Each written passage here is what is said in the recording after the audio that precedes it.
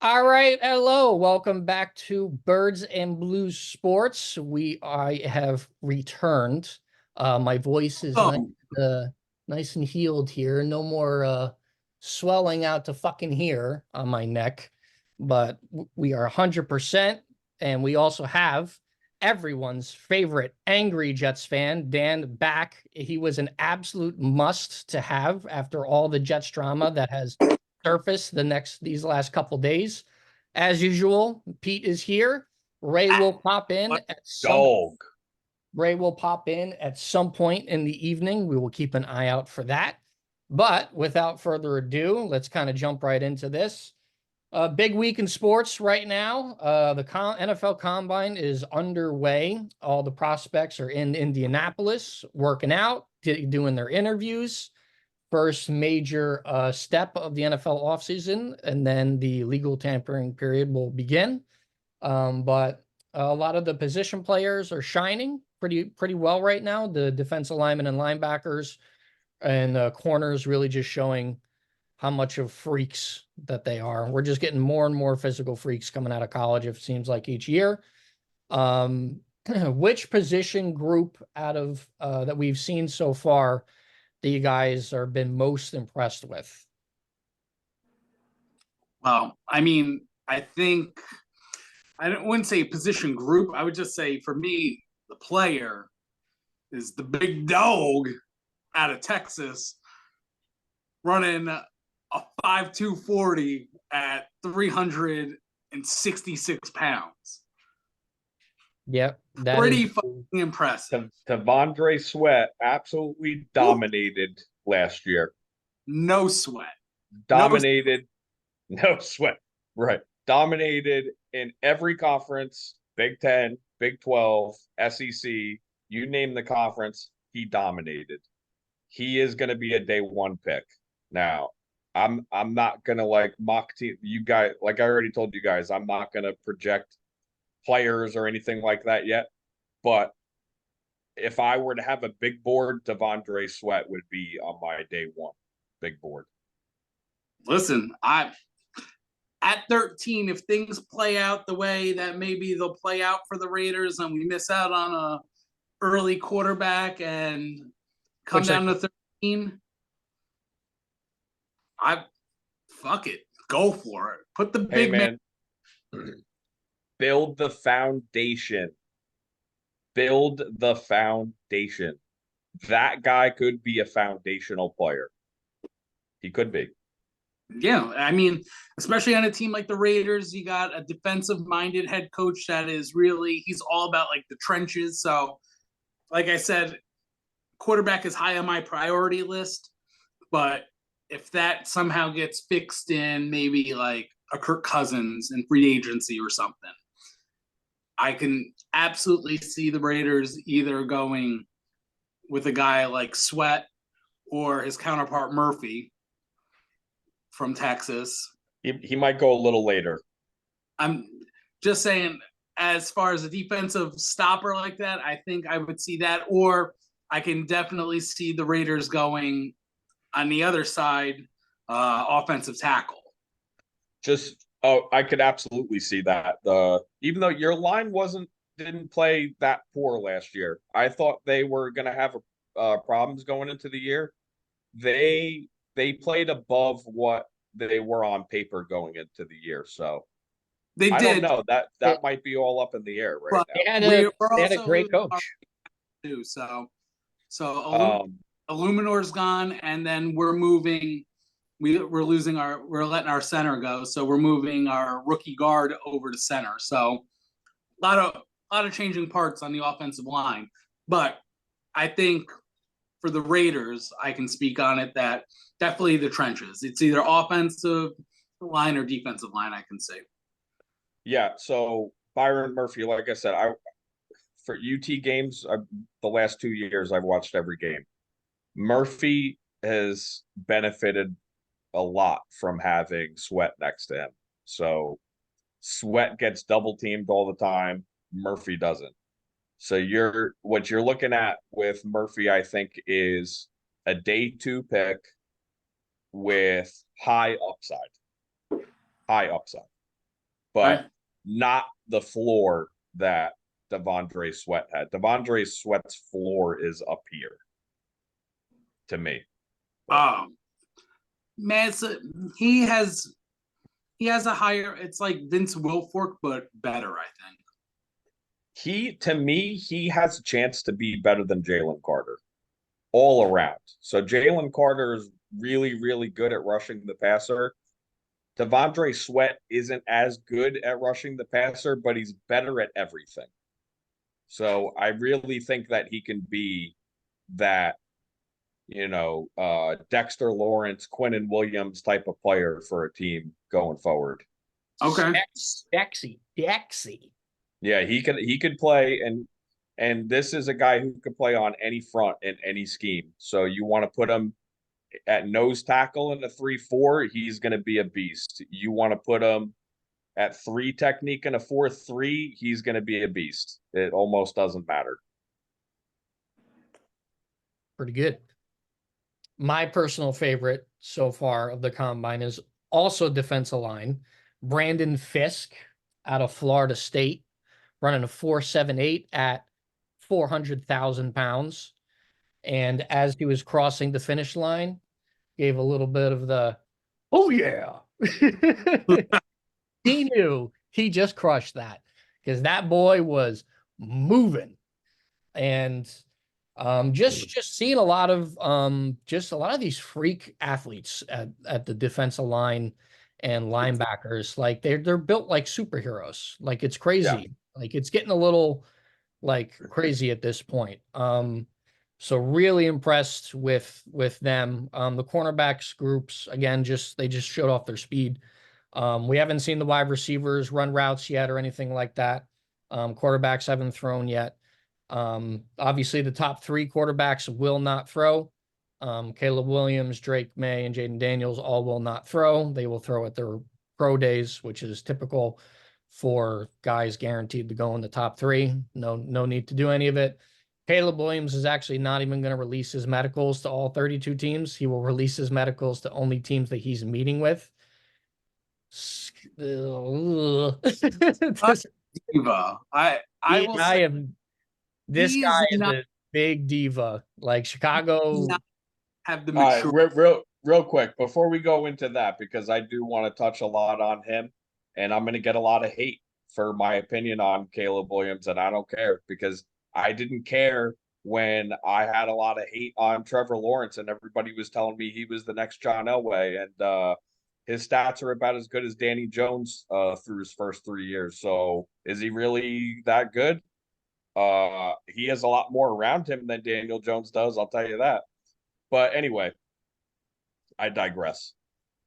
My favorite positions going into the draft, like you guys said, with defensive line, totally agree. This could be a generational class of defensive tackles. Absolutely could be. Linebackers, yeah, I could see it, but not as much. Offensive tackles in this draft, it looks deep and it's elite at the top with Joe Alt, whose dad was a Pro Bowl offensive tackle in the NFL. So he's got all the makeup of a pro already and looks the part, plays the part. Huge fan of all. But okay, Caleb Williams. I think we've got major character concerns, and I honestly don't think that I wonder how much he loves the game of football. Because now what we're starting to see with all the NIL shit in college football is these guys are coming in having already made a lot of money. Caleb Williams hasn't even been drafted yet, has made $10 million playing college football. 10. So these guys are going to start coming into this league with like their shit don't stink and like they don't have anything to prove. Privilege. And it's about to get messier and messier. This whole process is as time goes on, as the years roll on. You'll see it's going to get real freaking obnoxious. All the physical traits you want in a quarterback. Can't argue it. People knock his height. Bullshit. He's 6'2". Shut up. It'll be fine. What he needs to do is ask himself how much he really loves the game, because like, if your heart isn't 100% in it, you're gonna bust. There's just no doubt about it. We've seen it before. We've seen it with the most talented dudes on planet Earth coming into the NFL. Jamarcus Russell. Sorry, Pete, but that's the most obvious one. Dude was literally a fucking mutant with a howitzer on his shoulder. And what happened? He just didn't want to play. He This. had no effort, no work ethic, and the NFL is all about work. You put in the work, you get what you put in. Like, look at a guy like Tom Brady, 6th-round fucking draft pick, worked his ass off, put the work in, and it paid off. Yeah. So, Zach, you're saying, okay, Mel Kiper's the only guy you trust. Well, Mel Kiper, who I love him to death. He's got Caleb Williams #1 on his big board. I vehemently disagree with that assessment. Vehemently disagree. I think that it's actually Dan Orlovsky would agree with you. Yeah. And I didn't even hear that. All I did was look at Mel Kiper's board and was like, oh, Orlovsky thinks Daniels is better than Caleb. He might be. I don't know. I don't know what he has up here. I don't know what any of these dudes have up here. I really don't. Mm-hmm. We won't see it until they play in the NFL. It's really as simple as that. But if there are a lot of warnings, like red flags going into the draft, that's something that I would pay attention to. It's not something that should come with a quarterback. You could get away with drafting a Jalen Carter. You know what I mean? You could get away with that. That can't be what your quarterback's like. And I would say with Caleb Williams, it's not just red flags. Right now, there are flares. There's fucking SOS signals being shot into the air. We saw it in USC. We talked about maybe he wasn't mentally tough at quarterback. When he was at USC, we talked about this during the year. And now I just think this is when you have, like you said, he's already made $10 million in NIL money. Like, he's a superstar already and hasn't done a damn thing in the league. I just think the entitlement, it's going to become a problem where, look at the NBA with all these supermax contracts, where it's just like, at what point do you say enough's enough? And I think this could be a big, like, proving thing. Like, if Caleb, everyone talk universal #1, if he goes #1 and then he busts and he's not mentally tough and ready to go, could be a big thing. You know what? In a perfect world, I think you'd be right. Hi, Raymond. Oh, look who it is. How are you? Staying warm? I'm excited to be with my boys tonight. I miss being on with all you guys. Anyway, so we were talking about Caleb Williams and red flags, and dude's made $10 million, hasn't even been drafted yet. Does he really love the red flags? I mean, I don't understand what this kid. Sorry to just jump in like this, but I don't understand this kid's strategy. I mean, you are under the biggest microscope of your life, and you're being this cocky, arrogant prick, going up in front of the media on day one and saying, "Oh, my team, my family, we made a decision." To do what? To do nothing? To look like a jerk off because you think you're #1? I mean, God bless you if you don't have the talent that you do to survive in the bigs, because every clip of today and this week and in the last few weeks will be used to make your life a living hell for the rest of your career, whether it's long or short. That is up to you, my friend, and God help you. And that's that's perfect because we were just talking about guys like Kyle Bowler from the Baltimore Ravens, who got drafted in the early 2000s.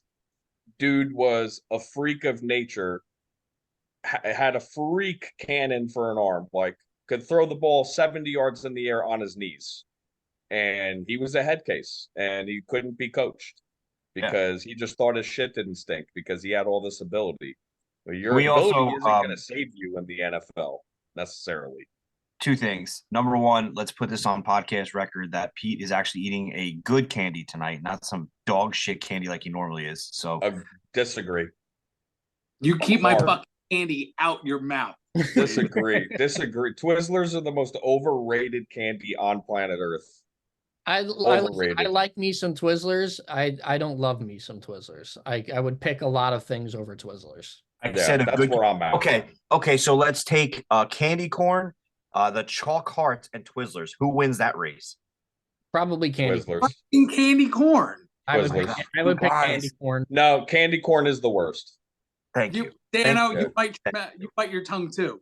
Darn tootin', Tex. Gotcha. Anyway, there's been so many Bowler reference on our podcast, by the way. No. Okay, so I said what I said was Jamarcus Russell, but it's the same idea. Another guy who came in, that guy was a fucking freak of nature. There was nothing he couldn't do physically, right? Except when he got addicted to. If Johnny Manziel doesn't win a Heisman, does he get drafted number 1 overall? No. Well, he was taken 21st. I don't even know if he's a first rounder. Manziel was. Is Tim Tebow a first rounder if he doesn't win the Heisman? No. Yes. Tim Tebow's the winner. You do not disparage but Tim Tebow. Tim Tebow won the Heisman because he's a winner. Okay, well, all right. Semantics here. He also won a national championship. I mean, look at the status of the NFL right now, right? And me and Pete touched on this last week. You have a guy in Brock Purdy who is the last pick of the draft, who is an absolute stud, right? We're 3 to 4 years into Brock Purdy's career. He's been to a Super Bowl, almost been to a Super Bowl. And no, this is only his second year. Second year. Yeah. Like that's pretty freaking cool, right? Tom Brady was drafted in what round? Sixth, right? How many? I don't think we can go on record, right? I think the overall success rate of quarterbacks, you have the more successful quarterbacks that are drafted probably third round or later than your first 3 rounds. I would love to see that stat one day. No, you would be correct. There are more. Before you got on Ray, I touched on it all comes to work ethic. You get what you put in, and guys like Tom Brady and Brock Purdy, where you get drafted at in the 6th round or 7th round, you got to work harder than a lot of other people than say a guy that's drafted in the 1st round. Dog mentality. You're drafted in the 1st round, you're guaranteed a roster spot, right? Yeah. No one's getting drafted in the 1st round and not making the team. You get drafted in the 6th, 7th round, good luck in the NFL, kid. You're probably bagging groceries in 2 years. Yes. So, agreed. I mean, I guess my take on Caleb Williams is he has all the ability in the world to be pretty much a top 15 quarterback right away. I mean, that's how talented he is. That's how good of throwing the football he is. He's very mobile, prototypical size. He's a really, really good, very highly rated quarterback prospect and should be the number 1 rated quarterback prospect based on ability alone. But there are major character concerns. And the fact that, he won't give out his medicals to every team, only the teams that he's meeting with. What do you have to hide? Comparing himself to Aaron Rodgers. Like, it's just like he does not come off as anything but. He compared himself to Aaron Rodgers as size. I didn't think he compared himself as talent-wise. because he said I'm 6'1", 6'2", 220 pounds. That's pretty much Sure. the same as Aaron Rodgers. That's what he said, but like, is that really what he said? Like, wink, wink, like, I don't know. I see right through him. I think I see where Pete's coming from with that though, because people have been attacking his height. Yeah. He's phonier than a football bat. That's what he is. I'm like I said, I'm not a huge fan. I am not a huge fan. I So. think I was a huge fan, right? I was a massive fan. And then the I whole will still take Caleb Williams on the Giants right now, but I'm very taken back and more cautious to say, like, yeah, this kid's he's immature, right? He's cocky, he's arrogant. Maybe that plays out, maybe it doesn't, maybe it's strategy. I mean, it's 2024, right? Everything is a strategy now. These kids aren't coming out here like they used to be. They just these, athletic bred athletes that were dumb and just I'm here to play football. Those days are over. A lot of these kids have a strategy. They got executives, they got money. They're out here for a paycheck, not for a love of the game anymore. So maybe it's this all is about all the brand, man. It's all about their brand.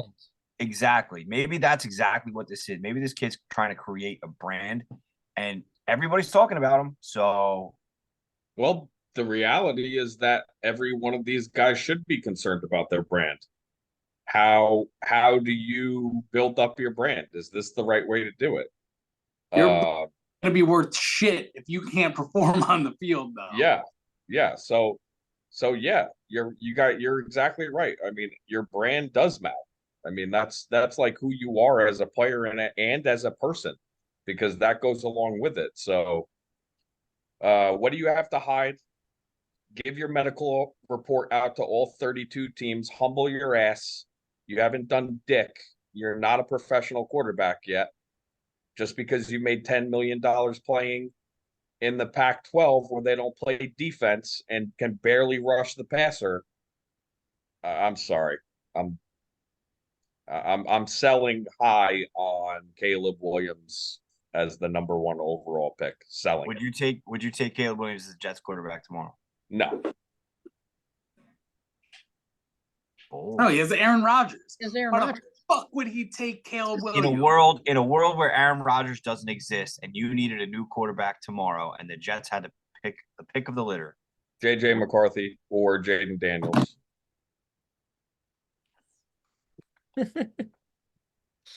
And I don't know. I'm kind of warming up to Drake May. I've got some problems with Drake May, but I am so far off the Drake May wagon, like I can't even see it anymore. Yeah, he's a goofy white. Yeah. So, when so you're are getting a lot of the compared guys to who a have been worse successful. Mason Rudolph, Listen, all I know is my team needs a backup quarterback, and they better not fucking draft one. All I know is that my team needs a quarterback, and if we want a good one, we have to trade up with the Patriots, who may not be willing to trade down at all anyway. So if that's the fucking case, then I don't know what the fuck they're gonna do. What do I know? You want to hear my sleeper quarterback in this draft? Spencer Let's Rattler. go. Gotcha. Austin Reed. Ew. Western Kentucky. Stop it. Drug test this. Every year there's one guy who kind of surprises people and makes a team. So, but Ray actually brought up he brought it up last week. JJ McCarthy. The JJ McCarthy to Giants talk has been a real thing on the Giants Twitterverse sphere, Giants Bleacher Report, with a bunch of people commenting on it. I'm a really dumb human being when it comes to analyzing football. That's why I'm in my room right now and not at the combine. So I personally do not. From a fan's perspective, I don't see how this guy is getting Joe Burrow comparisons when Joe Burrow was one of the best college quarterbacks we've ever seen. And he's a whole lot smaller than Joe Burrow. He didn't really do much this year to really showcase his arm. Maybe that's why he's throwing at the combine, to showcase his arm a little bit. to improve his draft stock. He's on Mel Kiper's big board at 23 overall, and he is Mel Kiper's QB4 outside of Caleb Williams, Jaden Daniels, and Drake May. I just don't know if I want him at 6. Like if I You think gotta, McCarthy at 6 is crazy. you gotta well, take him. I'd rather another piece at 6. Yeah, I don't want to see them take him at 6. My scenario was if you either traded back into the first later, or if you traded down because you get to 6, Joe Alt is gone, Marvin Harrison's gone, Jaden, Caleb, and Drake May are all gone, and the Giants could go. I don't think Malik Neighbors is worthy of a 6th pick. I don't think he is. A lot of So people. that was and again, this is why I'm sitting in a firehouse and not, at the combine myself. Neighbors in a Dunze. They said if Marvin Harrison Jr. wasn't a part of this draft, Neighbors in a Dunze would be top 5 in any other draft class. That's how good. They're just overshadowed like crazy by Harrison Jr. Because Harrison Jr. is probably a generational wide receiver. And I love Odunze and I love Neighbors. I'll take either or at 6. I personally think so here's my scenario. I was not here last week for it. It is combine week.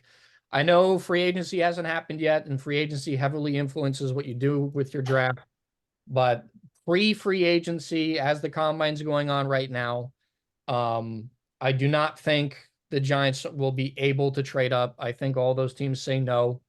I think it goes Caleb Williams 1, Jaden Daniels 2, Drake May 3, and I think the Giants kind of stay put at 6, and they take either Neighbors or Odunze. They very much liked They liked their meeting with Neighbors better than they did with Odunze, but again, it's lying season. And what I would like to happen then is if the draft goes on, McCarthy's still there, or they're in the 15s, the Giants use their extra draft capital that they got from Seattle, trade back into the first. And if you take McCarthy at like in the teens, then I would be okay with that. Especially since it looks like guys like Penix Jr. probably aren't going to go in the first. He's probably going to slide down to the second. But again, we'll see. He's going to throw at the combine too because he feels like he needs to improve his draft stock. And listen, if Penix is there too, same scenario. Go trade and go get him. Like there's gonna be an opportunity for the Giants to get their guy at 6, whoever that is, whether it's all Neighbors, whoever they deem is their 6, right? That's all well and good. That's gonna happen. There's gonna be a huge opportunity in the back half of the first round, and the Giants have it. They have the capital, the draft capital, and they have the pieces to move around to go back and get something they want. And like I touched on last week, it's kind of a good situation. Like we all know we're stuck with Danny Dimes for another year. We all know that. This is a situation where you can get a guy who's got a lot of potential. Penix, Bo Nickel, Spencer Rattler, JJ McCarthy. And you could say, hey, Danny Dimes, we're tossing him out here. If the season goes as I think you and I expect it to, halfway through, when the fans are at the gate and ready to burn the stadium down, throw this new kid in there, whoever it is, see what we got. Hopefully you did your homework and you picked the right one. Yeah, I mean, if they take, because I'm pretty much reserved to the fact that they're going to take either McCarthy, Penix, or Rattler. I don't think anyone really likes Bo Nix. When you play shitty at the Senior Bowl, it's usually not a good thing for you. So, in that scenario, obviously they would sit him behind Jones. Jones would probably play the first 4 or 5 weeks. They probably pull him, or maybe he's playing decent enough where they're winning games because they drafted a freak wide receiver at 6. They took another tackle in the second round. There's just so many, or they signed a couple of guards. The the guard from New England is going to be available in this free agency. Maybe they go and sign him and they fix their left guard problem. There's still so many things that have to happen. I do think, though, at this point, the Giants will go wide receiver at number 6 overall, and I think they trade back in for quarterback. Joe Shane has traded up in the draft, every single one he's been a part of. And I do think that he thinks his job is on the line to try to get somebody in there to at least compete with Daniel Jones, because we are on the hook for one more season with Daniel Jones. And other Giants news that is worthy of noting, Darren Waller is mulling retirement right now due to all the injuries that he has sustained. He is not 100% bought in on playing this year. If he decides to retire, his contract is not guaranteed. The Giants do not have to pay the remaining $51 million on his contract. So it would be a nice relief if he decided to not play, but if he does decide to play, the Giants do not want to cut him because they want every possible weapon for whoever is throwing the football.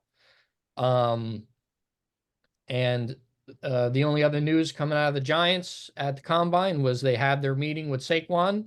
It was apparently a good meeting. They had some good dialogue on a contract extension that will continue on. I'm a little bit more confident that he might come back. Based on Texan already. He's going down to Dano World. he's either going to That better not happen. Howdy, partner. For Giants fans. He's either going to resign or he's going to the Texans. That's pretty much he's making his backup plan ready, which is the Texans. I still very much believe that he wants to be a Giant for life. He said it multiple times. They do have some more cap room that they were not initially anticipating. So I definitely see them possibly making a deal with them. I know they want to bring Xavier McKinney back. They're probably going to put the transition tag on him because he's turned himself into a really good free safety and pretty much has been the captain of the defense the last couple of years. That's another player that they want to bring back, but we'll see. Free agency hasn't started yet. So yeah, I believe Pete was the one who initiated the buyer beware on Darren Waller last offseason. You heard it first on this podcast. I said he was going to get injured, which he did. And listen, we got a 3rd round pick for him. Turned that into Trey Tucker, who's going to be our slot receiver this year. So all good in the hood over here. I mean, does Joe Shane get a pass from Giants fans on the Darren Waller signing? Yes. Yeah, he gets a pass. Okay. At the time, I mean, At the time, it was a free 3rd rounder. They got it from the Kadarius Toney trade from the Chiefs. So it wasn't. So it really was. I'm sorry. What? A free 3rd rounder? Free 3rd. And the Raiders got a free 3rd rounder for Darren Waller right there. Who was that 3rd rounder? Raiders? No, okay. It's right. Okay, so it was for this year. No, it was for last year. Last year we drafted him. Right. Oh, who did you draft? Trey Tucker. Trey Tucker. And what do you think? It's gonna be our slot receiver. Who won the trade, or is it a wash? I mean, Trey Tucker hasn't even played yet, so Trey Tucker has played already, and he looked pretty fucking good. He's a blazer. I don't know. I'm asking Pete. Do you think that the trade was a wash, or did the Raiders win the trade? Oh no, the Raiders won the trade. Okay. So the Raiders took the free pick that the Giants got from the Chiefs, and we cashed it in. Gotcha. Now I know where you stand on that one. Fuck the Chiefs. Yeah, fuck the Chiefs. Thank you for taking Tony off our hands. Jesus. Oh man. Yeah. There's another winner. There's another guy they're gonna probably end up just mailing the ring to come time for that to happen. He's not even going to be in the league anymore. They told him to stay home for the Super Bowl. Yeah, they're gonna mail him his ring, give him his participation trophy ring, and send his ass somewhere, not Kansas City. Yikes. Any other comments from the NFL Combine? Any other NFL nuggets before we move on to the next section of the NFL? Oh, go ahead, Pete. You I go. just Go ahead. want to put it here and just welcome Jaden Daniels to the Silver and Black. You heard it first.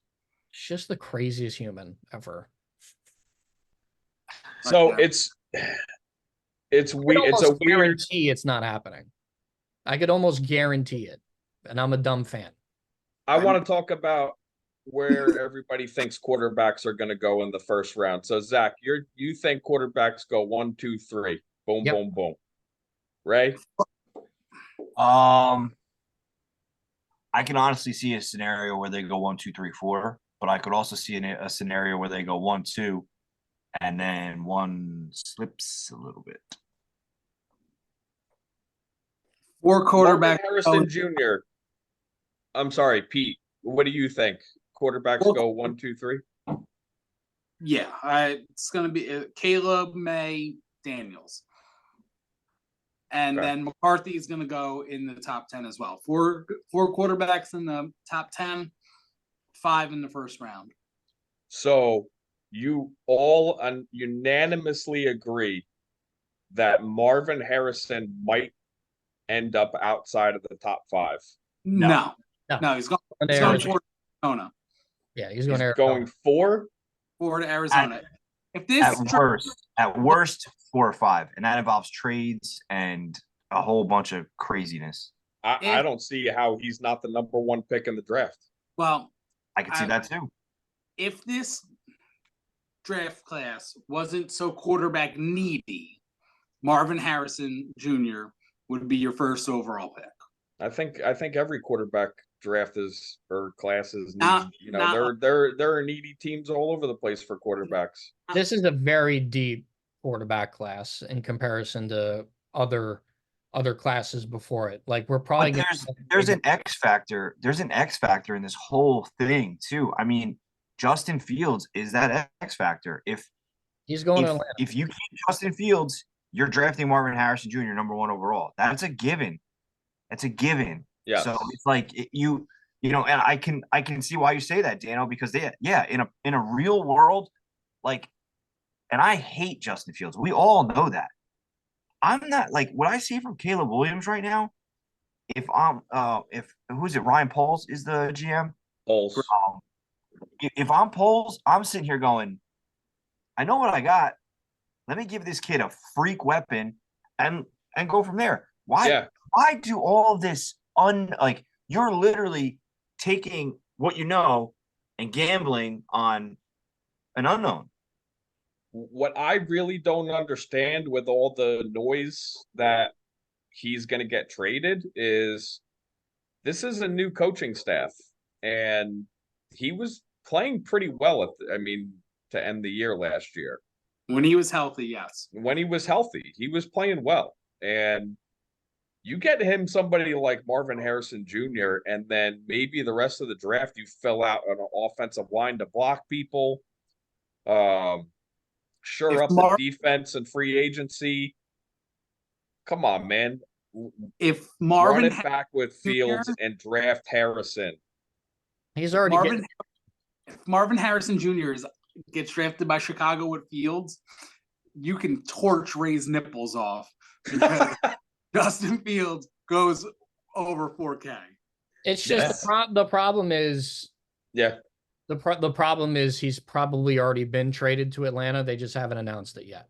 And you might be right about that. And I'm not naive to the fact that shit happens and that they kind of do hold off on announcing stuff. So because there was a video from his personal I think Instagram or something.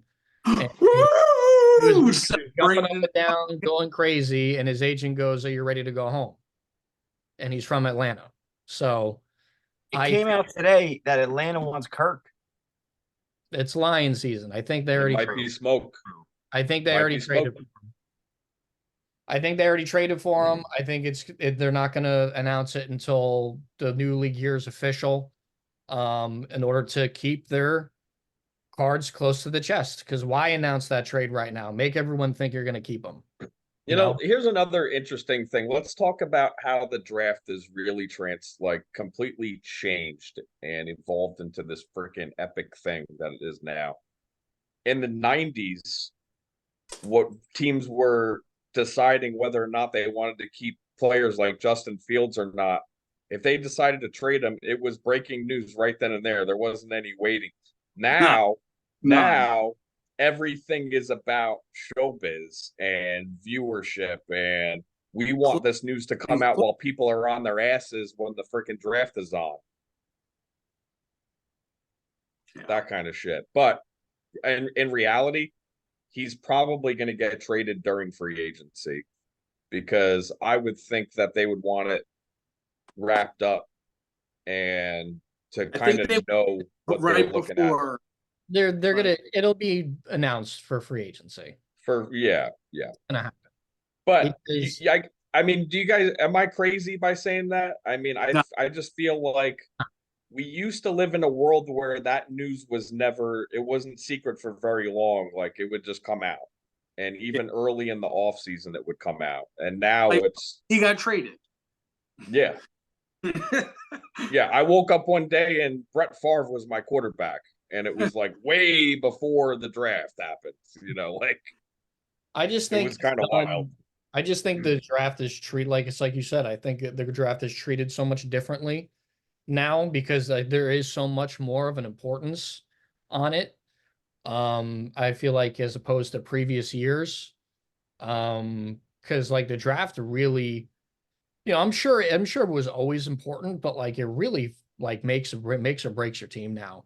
Like there's just because certain positions are such a hot commodity that they're not hitting free agency anymore. So like you could because there's the franchise tag, there's you can extend them, there's 5th-year team options, like there's contract structures are so much different nowadays than it was say in the 90s or the early 2000s. So way less people are hitting free agency and way less players can change teams. So the draft is even that much more important. I mean, it was important that the Raiders drafted Jamarcus Russell and whiffed on him, and were set back 10 years.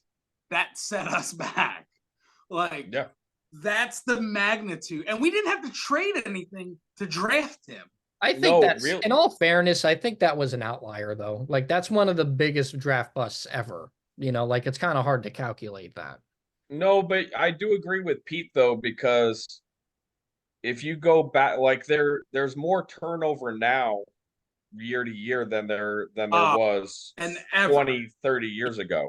So it's like you better hit on the draft because guys that you drafted 3 or 4 years ago are taking money somewhere. And you better be able to fill that position up. You better be able to find a day 3 guy who could block at tight end, that kind of shit. It's crazy, man. It's such a year to year league now. It's the dynasties of like the Cowboys and that kind of shit. It seems like we're so far away from that now. But are we? I mean, look at the Chiefs. The Chiefs are a dynasty. Yeah. What I mean by that is every player on the Cowboys stayed on the Cowboys. The Cowboys were the Cowboys, and you could every year you knew the same players were in the same fucking positions. Yeah, it's that type of dynasty that we're just not going to see anymore. Yeah, Patrick Mahomes might win 10 Super Bowls, but it's going to be with 900 different players throughout his career. It doesn't exist like it used to. Exactly. So all right, my last point real quick on the draft, guys, because I'm so happy to be back on with you guys, and I got a lot of energy tonight, so let's freaking go. Hey, Dan, What was the trend last year when it came to quarterbacks getting hurt? Yeah. What do you mean the trend? The trend was quarterbacks got hurt. And what was the reason for quarterbacks getting hurt last year? Turf. There was a clear trend. Turf. Oh, lack of preseason, turf, and You could Achilles. argue those things, but let's just talk about roster wise. Let's talk about positions. It was probably Offensive line. bad offensive line play. Bad, really, really, really, really horrendous offensive line play. I'm telling you right now, 10 plus offensive linemen go in the first round. At least 10 offensive linemen go.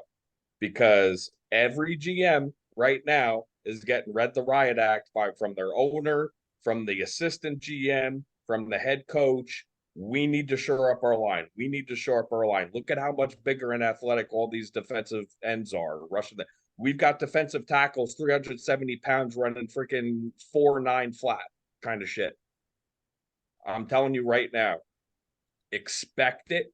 Expect it early in the first round too. And all night. 10 to 12 offensive linemen go in the first round. Absolutely no question about it in my mind. So at number 10, the Jets are taking an offensive lineman. They better. They have to. They better. They literally have to. If it's any other position, Jets fans should just burn the stadium. And that's fine, Zach. But if it's any other position for the Giants, and I know you all are screaming about a quarterback, I'm sorry. It doesn't matter who plays quarterback behind that offensive line. If you don't make major signings in free agency going into the draft, you're taking an offensive lineman. If you're not taking an offensive lineman, your GM deserves to lose their job. Joe Douglas deserves to lose his job if he doesn't at least sign 2 offensive linemen or draft and sign offensive linemen, at least 2. And that offensive lineman in the draft better come in the first round. There's no excuse for it. There's absolutely no excuse. I would love Joe for it. Alt at 6. I would love it. I think the Chargers are taking him at 5. That's the problem. There are other linemen out there. He's not the only one. Oh boy. Oh boy. Ray couldn't help himself. He had to do it. The thing I think I'm very Fucking rude. I just think the Giants are going to sign a lot of offensive linemen. I think they're going to take the wide receiver at 6. Okay, that's fine, but they better work. They better not be any mid-level offensive linemen, and you better not be paying them like they're going to change the world for you. All right, here's another question. Evan Neal, is he a right tackle or is he a right guard going into the year? Wow. That's just so rude. There's just That's a dickhead move. He didn't like what I had to say about the Giants' offensive line. I'm just saying, you throw shade, shade gets thrown back. Hey, you guys throw shade first. You're like, oh, well, if the Jets don't take an offense, if the Giants don't take an offensive lineman, your GM needs to be fired. End of story. If he takes a quarterback, that's actually ignorant. Because you had success with Daniel Jones. Block for this guy. Put some pieces around him. Nobody is going to survive at quarterback for the Giants next year if that's not the case. Oh no. Well, listen, we took that Raiders offensive line coach. Might be better. Okay, you want to argue that coaching was the problem? I think coaching is a massive problem because there can't just be lack of talent. Like if it was just lack of, like, you don't get the second most sacks allowed if it's just a player problem. Like there has to be a joint combination of complete ineptitude at all levels. But that's an indictment on Dable. Yeah, it's because that was his guy. That was his offensive line coach that he brought over from Buffalo, and he was so fucking shitty that he fired his friend. Like they are close friends, and he's like, I have to fire you. So, and they took the guy from the Raiders offensive line coach. The Raiders offensive line ranked 12th in all of football, and there wasn't a single first round offensive lineman on that line. They're all from 3rd round, 4th round, and 5th round. So you can make it happen. You know, like I think they're going to sign somebody. I think they'll draft one in the 2nd round. They have 2 second-round picks. I think they take the wide receiver. They haven't had a wide receiver. You want to help the quarterback? Give them someone to fucking throw to, because they don't have anyone to throw to. They don't have anyone to throw to, and they have no one to block for them. So Yeah. you have to fucking do one of the two. And if you want to generate offense, you throw it to somebody. I understand what you're saying, that you have to get one of the two, but one of those positions is not in demand compared to the other one. So offensive line across the board is way more in demand than wide receiver. And I think that statistics would back that up. I think you could find receivers later in the draft that could start for you. Look at, little Xavier Gibson for the Jets, walk on from Stephen F. Austin, which is this neighborhood, walk on. I mean, you could find these guys. They're out there. So, I get it, but at the same time, you have to value the offensive line position over everything else right now in the NFL. You just do. Maybe even including quarterback, because nobody fucking blocks for anyone. Nobody could block these defenders. Nobody. So you win the trenches. The trend is you're going to see the trend. It's going to start this year. I'm telling you, all the bloodbath that occurred last year, and that's why the reason why we got so much horrendous football is because offensive lines were horrendous. And I really think that that's going to be the trend going forward. So just something to pay attention to. Which means a lot of the offensive linemen that are available, they're all going to get overpaid for. And you know what? You have to. You have to. The Patriots starting right tackle, I forget his name, but he's going to be the number one offensive lineman available. Someone's going to pay him $65 million. You know what? And you know what? If the market dictates that he's worth that, then he's worth it. Because, like I said, they're so in demand right now. You can't find them. So they're worth it. If it's worth overpaying for a quarterback, then it's worth overpaying for an offensive tackle right now. And to answer your initial question, Dan, in terms of Evan Neal, I think it's good that he's going to have a better coach in theory. I think he's a bust. I think he's a rare Nick Saban player bust. You just don't see it. I mean, who would have thought that an Alabama All-American tackle would be a bust in the NFL? I get it. I thought it was a slam dunk pick when it happened. Everyone thought it was an easy slam dunk pick at 7. He's had ankle issues. He's so huge, but he's not quick enough. These edge rushers are too fast for him. He's too big. They cross his face so fast. Yeah, he's too big. So if they get a better tackle in free agency or the draft, they are going to move him to guard, which is probably a better position for him anyway. So he doesn't have to worry about someone coming across the side, and he could use his size as a guard better than a tackle. I think if they move him to guard, he would be a really fucking good guard because he's a mountain. So honestly, I think he's going to get moved anyway. That's just my opinion. I think that the experiment at tackle is over. They need to try it at guard because, as you said, and I agree with you, at tackle, he's a bust. Yeah. But we have seen some guys kind of redeem themselves at guard afterwards. It happened. You get shift around. It's happened with Pete. Who was the white guy with the long hair that you guys drafted at tackle? I could never remember his name. Huh? Robert Gallery. That's right, Robert Gallery. So Robert Gallery was a busted tackle, but then changed positions and resurrected his career. Otherwise, he was going to be out of the league. Monster left guard. So, turned into a really good left guard. You know what? I have an example for the Giants. Justin Pugh. He was a right tackle coming out of college. He changed to a guard, and he was a Pro Bowl guard on Arizona. So look at the difference in when he came back off the couch. Off the couch, he was their best left guard. That's saying a lot, isn't it? And he wants to come back.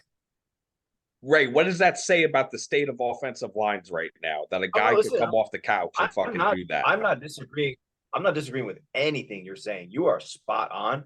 I think offensive, I think O-line play in the last couple of years has been atrocious. I just don't know.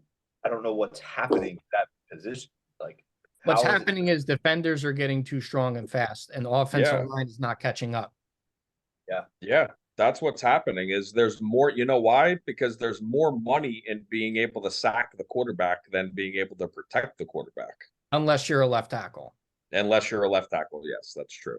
Even Thank like centers, the only real premium position on the offensive line is left tackle, but I'm telling you, that's going to start changing. You're going to see, okay, right tackle is now a premium.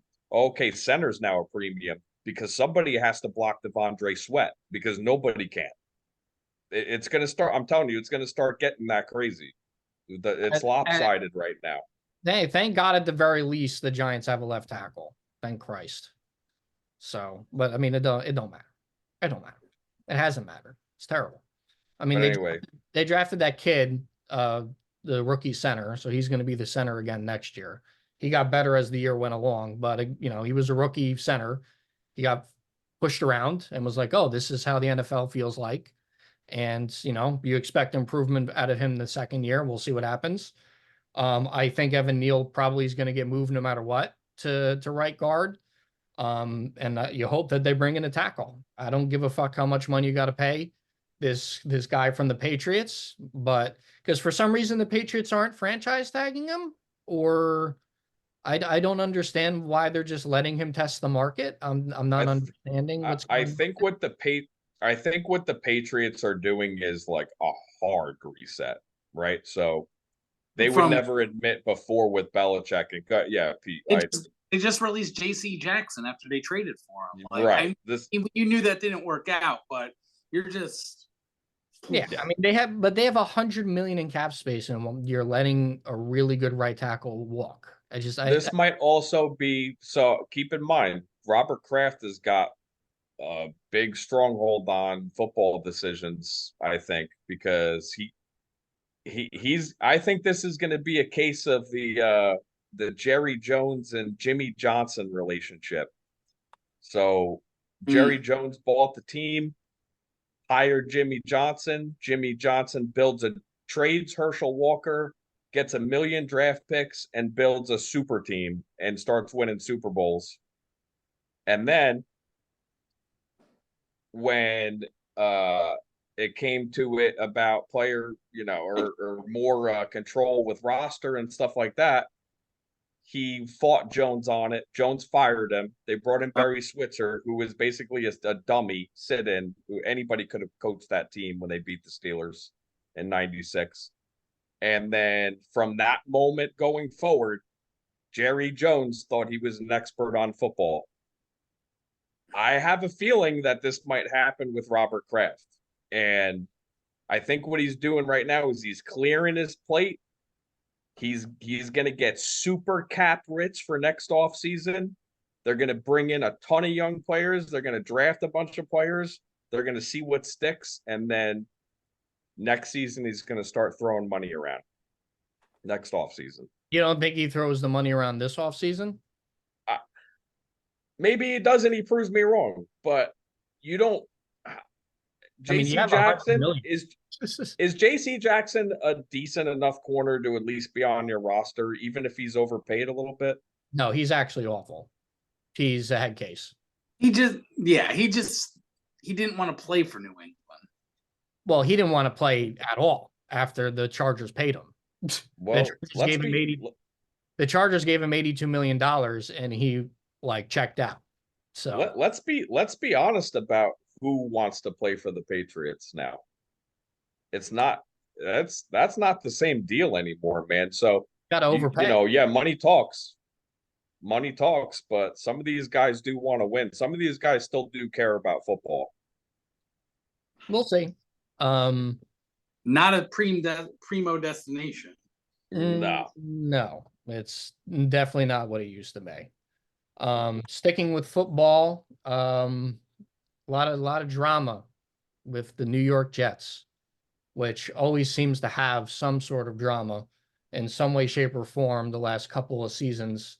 This time around, it had to do with their former player Mecole Hardman appearing on the Pivot podcast, which is Ryan Clark's podcast, pretty much taking a machine gun to anything Jets related and just blasting them at every possible turn, criticizing the offense, criticizing the coaching staff, criticizing how he was used, him saying he called up Pat and Veach, told him to come get him, all this crazy shit. And which is tampering, by the way. which is tampering.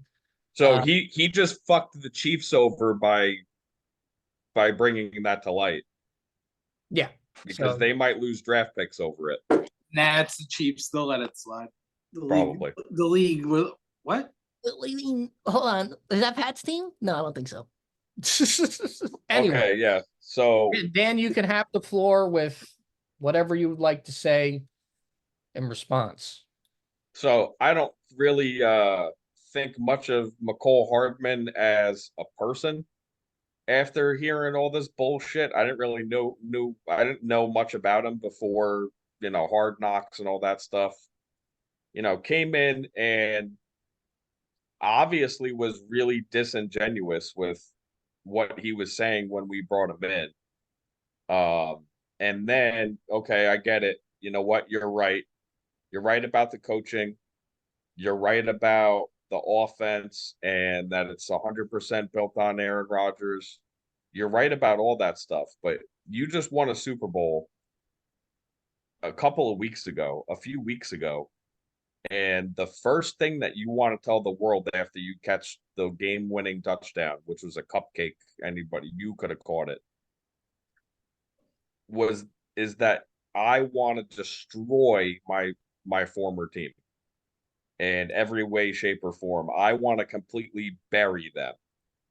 So what is the motivation for that? Like, I want to know that it seems to me like there's a lot of bad blood there. And It seemed personal.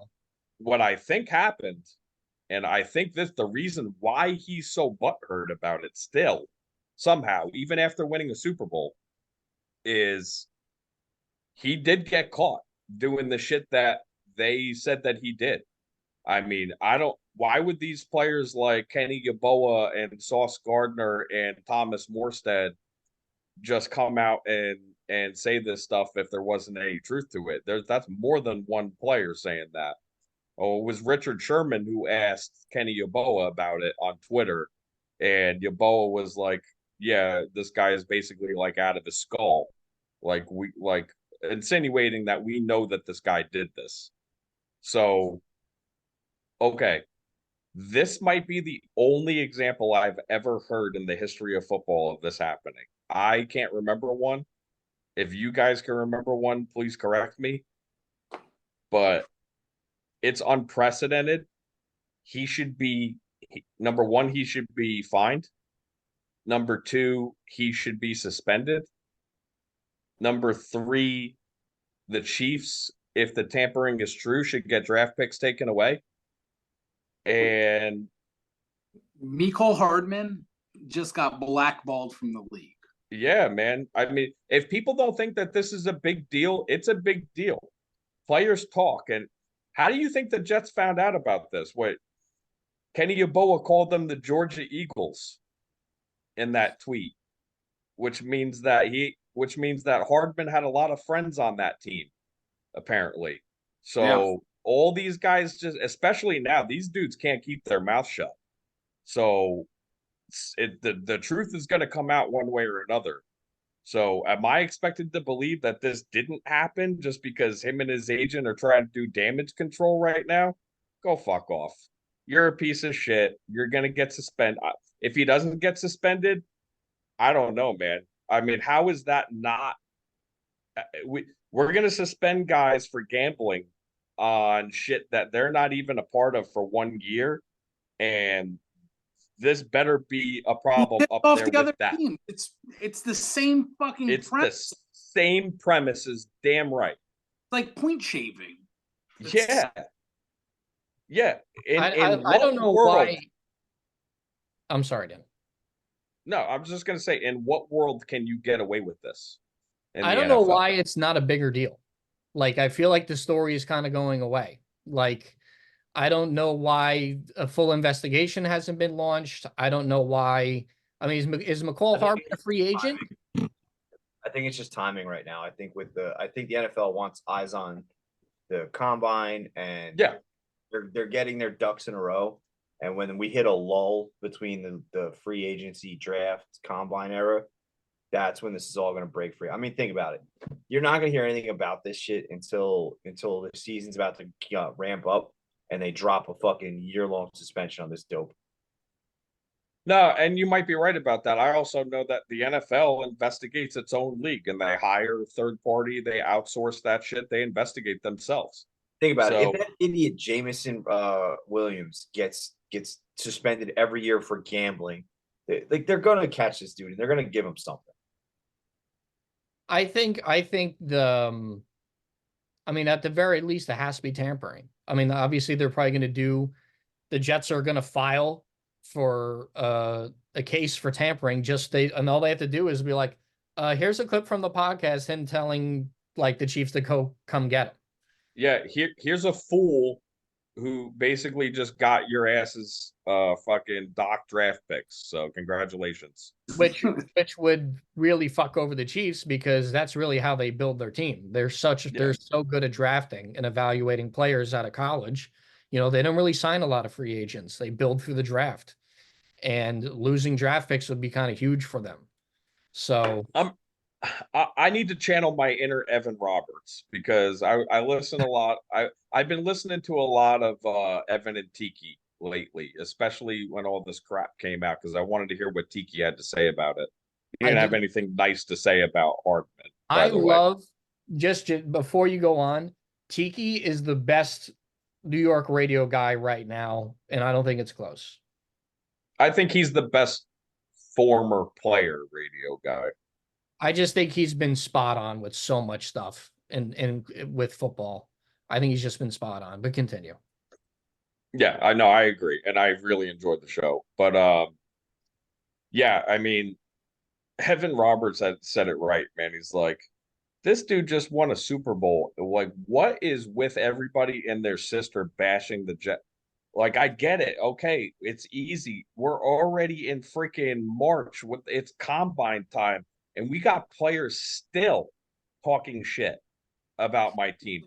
Like, can everybody lay off for just like a month? Can I get a month of peace? One month. Stop. One month. Guys, stop. He's already dead.